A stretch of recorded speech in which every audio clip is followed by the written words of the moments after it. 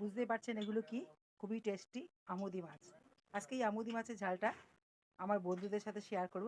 আমুদি মাছের মধ্যে সামান্য লবণ, একটু হলুদ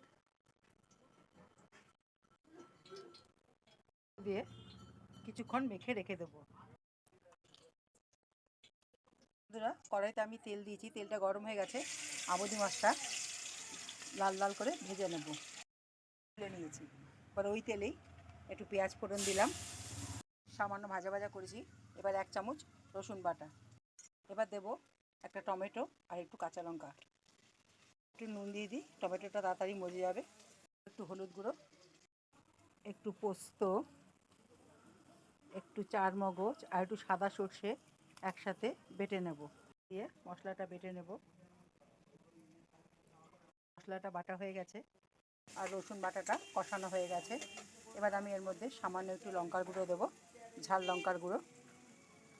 লঙ্কার গুঁড়ো দিয়ে ভালো করে কষানো হয়ে গেছে। এবার আমি পোস্ত, চার মগজ আর সাদা সর্ষে বেটে রেখেছি, সেই বাটাটা দিয়ে দেবো। আবার কিছুক্ষণ কষাবো। আমুদি মাছ এরকম ঝাল করলেই খেতে ভালো লাগে। ভালো করে কষানো হয়ে গেছে। এবার সামান্য একটু চিনি দেবো। কষানোর সময় চিনি দিলে রান্নার স্বাদ কিন্তু ভালো হয়।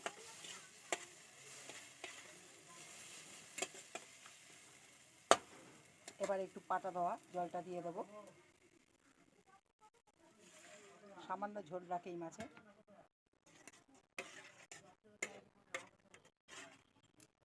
আর একটু জল দেবো। ফুটে গেছে, এবার আমি মাছটা দিয়ে দেবো।